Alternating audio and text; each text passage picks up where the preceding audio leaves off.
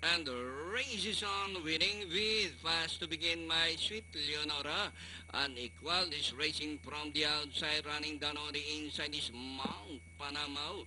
Sugar Free is the early trailer, winning bid Mount Panamao, my sweet Leonora. Unequal is racing from the outside, fourth, and Sugar Free still running at the tail of the field as they round the 3/4 mile distance, winning big by some 5 lengths, followed now by Unequaled, and racing in third, my sweet Leonora. Down on the inside is Mount Panama and Sugar Free, working towards the back, winning big by some 4 lengths, Unequaled.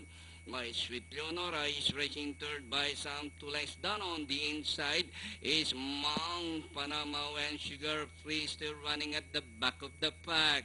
And nearing the far turn, winning bid Unequaled. Racing from the outside, moves up to take the lead. Unequaled now the leader by some 2 lengths, winning bid my sweet Leonora. Mount Panama and Sugar Free. Racing towards the final turn, Unequaled, the outstanding favorite by some 4 lengths now, winning bid down on the inside, entering the last 150 meters more to run. Unequaled by some 6 lengths now, winning bid my sweet Leonora. Sugar Free, Mount Panama.